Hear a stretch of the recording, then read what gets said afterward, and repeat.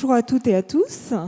Donc, effectivement, je suis Stéphanie Dubourg, responsable de la prescription nationale chez Velux, et j'ai le plaisir de co-animer cette table ronde avec Linda Charrier, directrice générale de l'entreprise Falco Menuiserie, entreprise française qui fabrique et conçoit des menuiseries extérieures. Donc, cette table ronde porte sur une double thématique, l'évolution des espaces de l'habitat, dans un contexte marqué par des crises contemporaines, mais également l'impact que ces crises ont eu sur l'offre des industriels et notamment les innovations qui ont émergé de ce contexte. Parce que des crises, nous en connaissons, nous en avons connu, nous en traversons encore, qu'il s'agisse de crises sanitaires, de crises économiques, politiques ou sociales. Alors merci Stéphanie, bonjour à toutes et à tous. Pour aborder la question, nous sommes ravis d'accueillir au sein de cette table ronde donc 2 adhérents et 3 industriels qui ont été présentés par Anne-Cécile tout à l'heure. Prisca Lopez n'a pas changé de société, elle est bien chez Weber. Donc merci Prisca. Bonjour à tous et merci d'avoir accepté cette invitation. Donc le confinement a marqué la fin du modèle classique métro-boulot-dodo, qui réduisait souvent notre logement à une simple fonction de dortoir. Il nous a contraints, en notre qualité d'habitants, à repenser notre quotidien, notre façon d'échanger, de travailler et notre façon de vivre d'une manière plus générale. Il y a 2 phénomènes qui sont observés par les sociologues. Tout d'abord, le phénomène de la chronotopie, mais également le phénomène de l'hybridation des logements. Commençons par la chronotopie. Donc, la chronotopie concerne la manière dont les espaces au sein d'un logement peuvent être utilisés différemment en fonction des moments de la journée. Il peut s'agir par exemple de la cuisine qui devient le lieu de travail. Ces conversions d'espace conduisent les habitants à repenser ces espaces, mais aussi la lumière ou le confort thermique. Le second phénomène est celui de l'hybridation. L'hybridation concerne le double usage du logement comme lieu de vie et lieu de travail. Si seulement 10% des actifs télétravaillaient avant la crise sanitaire, ils sont aujourd'hui un tiers à télétravailler majoritairement, voire continuellement. Sur ce tiers des actifs qui télétravaillent, 63% d'entre eux estiment que leur logement n'est pas tout à fait adapté. Et pourtant, le télétravail restera dans les habitudes des actifs, pour différentes raisons. Une des raisons principales étant l'équilibre vie pro-vie personnelle. Une autre raison est une raison plus économique. Les actifs qui télétravaillent s'affranchissent d'un certain nombre de coûts et des coûts notamment associés au trajet pendulaire. Il peut s'agir des coûts de transport, mais également des coûts donc associés à la prise du déjeuner à l'extérieur. Alors oui, tout à fait. Sur les 1/3 des actifs qui télétravaillent, 63% d'entre eux estiment que leur logement n'est pas tout à fait adapté. La principale source, comme on le voit sur ces slides, d'insatisfaction est le confort thermique, derrière quoi, et sans surprise, on va retrouver un nombre d'éléments comme l'éclairage naturel, la configuration des pièces, l'aménagement intérieur et la qualité de l'air qui peut être manquante. Alors on peut constater que 66% des télétravailleurs ne disposent pas de pièces dédiées et que parmi 34% qui en disposent, 19% ont été contraints de revoir l'organisation des espaces. Alors sur cette dernière slide qui introduit notre table ronde, on voit effectivement que ça nous emmène sur ce thème que l'on va aborder par la suite. Et on voit tout de suite que 67% n'ont pas du tout de pièces dédiées et que 25% trouvent que leur logement est trop petit. Stéphanie, je te laisse reprendre la parole. Alors naturellement, à la lecture de cette étude, on a envie de poser une première question. Donc à Paulo Moreira qui adresse le marché de la rénovation. Et cette question est la suivante. Quel changement, Paulo, avez-vous pu constater au sein de la demande de vos clients ? Alors, en tant qu'entité spécialisée dans la rénovation depuis un peu plus de 40 ans, nous avons un gros recul sur ce domaine d'activité. On intervient autant dans le logement individuel que l'appartement. Donc c'est pour aussi cadrer et définir un spectre un peu plus large que tous les confrères constructeurs qui sont parmi nous. On a plutôt des effets observés qui se sont fortement accélérés après le Covid, puisque pour nous, et notamment pour les intentionnistes qui viennent à nous, on a eu une augmentation des demandes de ce qu'on appelle le hors gabarit, donc extension, surélévation.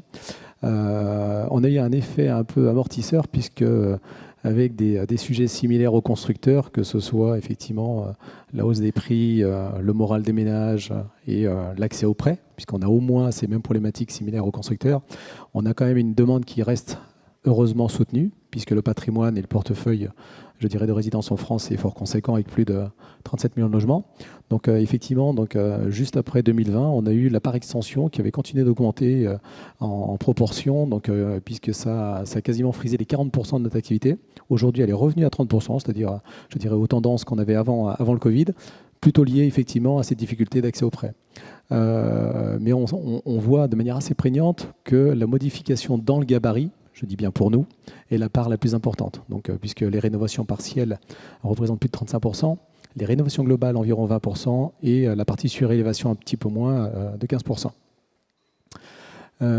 Quant effectivement aux usages aujourd'hui que l'on peut observer dans les demandes, bien entendu la grande majorité c'est la création d'une nouvelle pièce, donc par convivialité, par besoin, mais aussi, on n'en parle pas assez, par regroupement familial, puisqu'aujourd'hui on a des grandes demandes de regroupement par ascendance et par descendance, puisqu'on a aussi des secteurs très tendus dans l'offre sur certains territoires en termes d'EHPAD, de maisons de retraite qui sont assez insuffisants par rapport aux demandes. Donc on a de plus en plus de demandes de regroupement familial, de récupérer ses parents, ses aïeuls ou autres.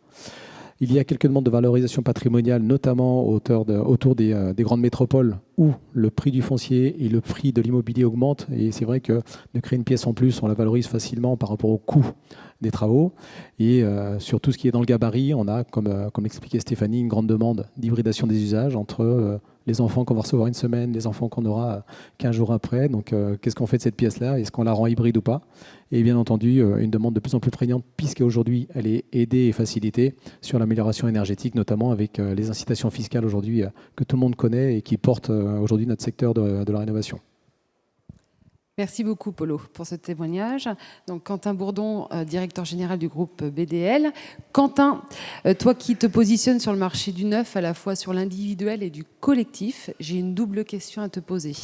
Donc déjà, as-tu pu observer de nouvelles attentes de la part de tes clients? Et puis, quel levier actionnes-tu pour proposer une offre différenciante? Bonjour à tous, merci Linda. Tout d'abord, pour répondre simplement, la réponse est oui. On a observé des vrais changements chez nos clients. La pièce supplémentaire pour télétravailler est devenue une demande dans plus de 50% de nos études de projet. Cette pièce, elle est généralement au rez-de-chaussée, bien exposée pour bénéficier d'une belle luminosité. Dans un second temps, j'aimerais mettre en avant certainement le plus gros changement suite à la crise, spécifiquement du Covid. Comme l'a évoqué Stéphanie, le télétravail s'est démocratisé suite à cette crise. Donc, sur notre métier principal, qui est la construction de maisons individuelles, on a remarqué que nos clients, qui n'ont plus la nécessité de faire le voyage maison-travail tous les jours, ils préfèrent s'éloigner, quitte à faire 15 ou 20 minutes de plus de trajet pour gagner en confort de vie. Donc, vous allez me dire, au-delà de construire des maisons plus loin du lieu de travail de nos clients, qu'est-ce que ça ouvre comme possibilité pour nous professionnels? Alors tout d'abord, on a plus de liberté architecturale sur un terrain un petit peu plus grand. Mais ce n'est pas le plus important. Le plus important, c'est que nos clients achètent ce foncier moins cher. Alors cela, ça nous permet de nous ouvrir à différentes opportunités, notamment la vente additionnelle avec nos filiales périphériques à notre métier premier qui est la maison individuelle. Notre panier moyen, il augmente sur la partie maison individuelle, ça c'est un fait. Mais là où je voudrais appuyer, c'est surtout sur la partie vente additionnelle et les filiales périphériques, notamment avec notre filiale BDL Créative qui est spécialiste de l'aménagement intérieur. On a des clients qui sont très friands de cuisine, de dressing, de salle de bain et même éventuellement d'ameublement. On complète ça avec une autre structure qui s'appelle SATB, qui, elle, est spécialiste de l'aménagement extérieur, donc clôture, portail, pavage, éventuellement l'assainissement et le système de traitement des eaux pluviales qui est de plus en plus complexe. Donc vous l'avez compris, mon propos est l'éloignement. Ça permet de dégager un certain budget pour nos clients qui vont du coup consommer un petit peu de vente additionnelle.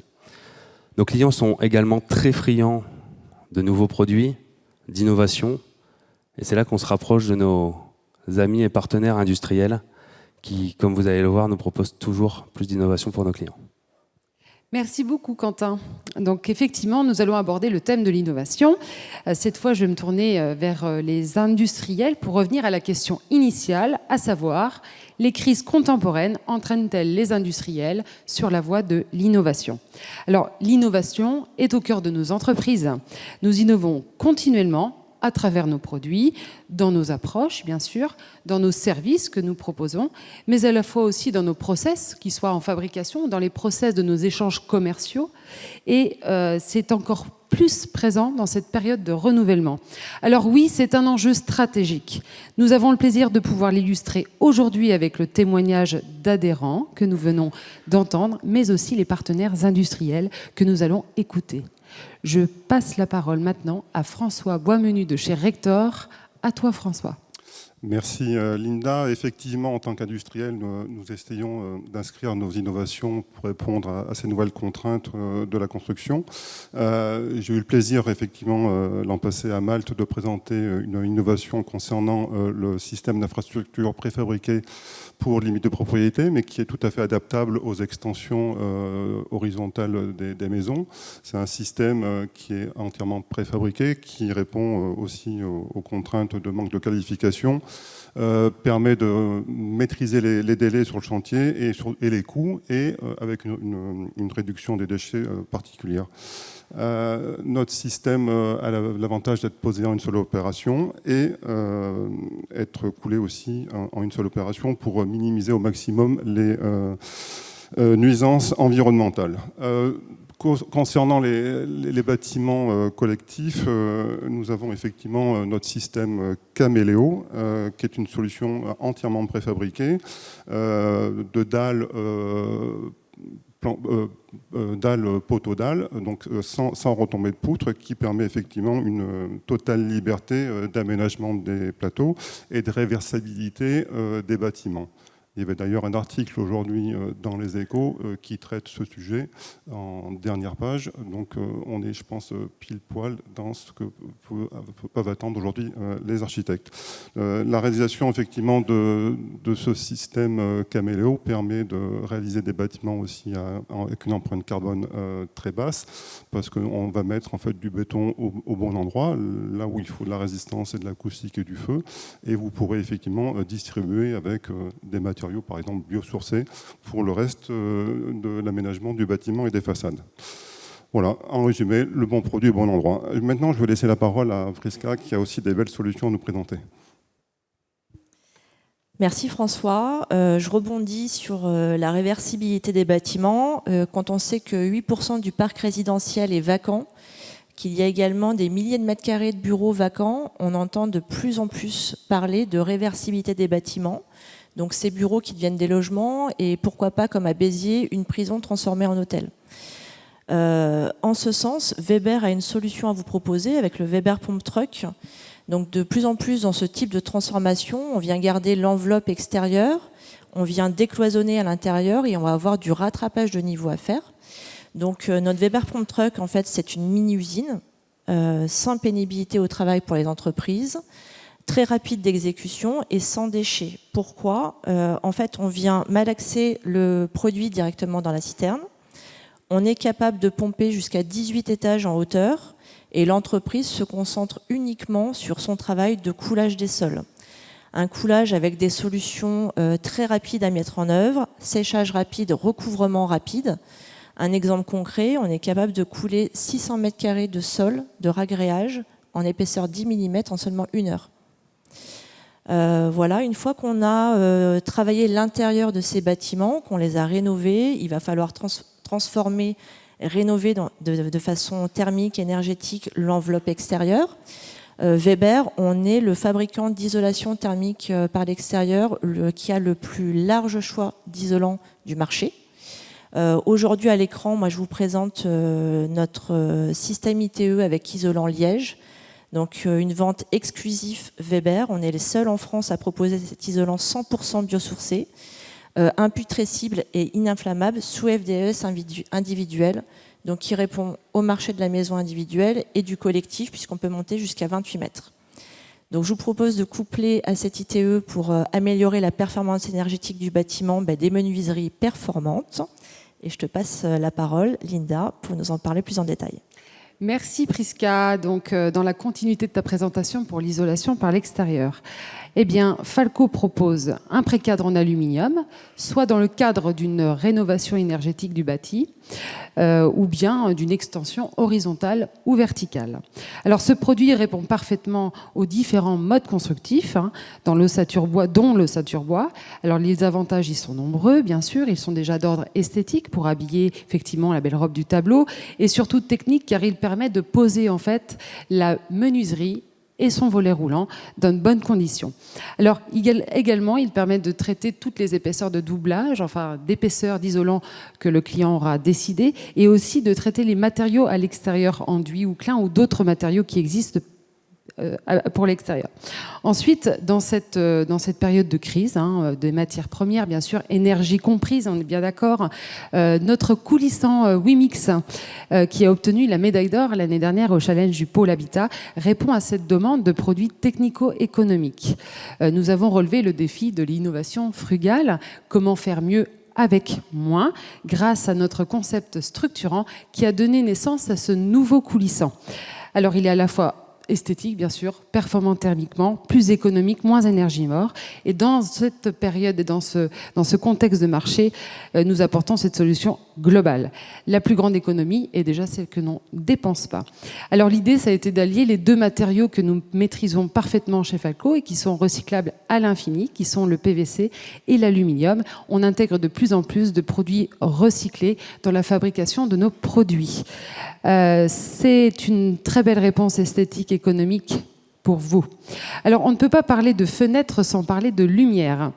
Lorsque l'on parle de lumière naturelle, on parle aussi bien de la lumière verticale que de la lumière zénitale, qui sont très complémentaires. C'est donc tout naturellement que je laisse la parole à Stéphanie de chez Velux. Merci Linda. Effectivement, combiner les menuiseries verticales et les menuiseries zénitales a beaucoup de sens, notamment quand on traite la question de la qualité de l'air. Je reviens sur l'innovation parce que innover, comme tu nous l'as justement rappelé tout à l'heure, c'est innover aussi dans notre manière de penser, dans notre approche commerciale. Chez Velux, on a l'habitude de dire « ce qui se voit, se vend ». Et ce qui se vend a pour conséquent de la valeur. Dans une période telle que celle que nous traversons, et encore plus que d'habitude, nous cherchons tous à être performants. Pour être performants, nous cherchons tous à créer de la valeur additionnelle. Chez Velux, nous proposons de nouveaux systèmes de verrières qui permettent à la fois de singulariser votre façade tout en apportant une solution différenciante à vos clients. Cette verrière est issue d'une volonté d'avoir plus de lumière parce que nous passons plus de temps à la maison. Elle s'habille de manière très contemporaine sur la façade. Elle habite de manière très contemporaine la façade de vos maisons et elle sert à la fois les habitants, mais aussi les installateurs, parce qu'on pense à toute la chaîne quand on pense produit chez Velux. Les installateurs sont en attente de solutions qui sont simples à mettre en œuvre. Donc cette verrière se pose comme une fenêtre unique. Et vous, constructeurs, vous êtes en attente de solutions qui sont faciles à vendre. De ce fait, on a travaillé l'intégralité de la chaîne et on a implémenté l'intégralité de nos solutions dans l'outil Cedreo. C'est par analogie à la pâtisserie qu'on a tendance à dire aussi que nos petites verrières sont des petites cerises sur le gâteau, qu'elles apportent un plus qui peut parfois faire la différence. Notre monde est riche. Si chez Velux, nous invitons à explorer le potentiel du ciel, nous avons un potentiel énorme à explorer sous nos pieds. C'est en ça qu'Océa a des innovations intéressantes également à vous proposer ce matin. Merci Aude. Merci Stéphanie. Effectivement, on parle de confort thermique, d'innovation et le groupe Océa s'est lancé dans une solution 100% clé en main qui s'appelle Geoco pour en fait explorer la chaleur qui est disponible sous nos pieds et pouvoir ainsi proposer de la chaleur et du rafraîchissement dans l'habitat à travers les principes de géoénergie. Donc c'est d'abord améliorer un confort d'usage sans nuisance puisqu'on n'a pas d'îlot de chaleur, on n'a pas de bruit avec cette solution. Donc on améliore notre confort, On valorise notre patrimoine également dans le cadre de rénovation énergétique. On peut gagner jusqu'à 2 étiquettes DPE grâce à cette solution. Et puis dans la solution 100% clé en main Géoco, en fait, on propose 0 investissement à nos clients. Et en fait, les économies d'énergie vont venir financer l'intégralité du projet. Donc en fait, Géoco, c'est une solution durable, pérenne, toujours disponible et illimitée sous nos pieds. Voilà, je vais repasser la parole à Lina pour la conclusion de cet atelier. D'abord à toi, Stéphanie. On voit bien d'une manière générale que les crises ont fait naître chez les uns et chez les autres un certain nombre d'innovations en réponse aux attentes nouvelles d'habitants qui vivent indéniablement différemment. Innover, c'est pérenniser nos activités, les vôtres, en vous accompagnant chaque jour. Merci à tous, excellente journée.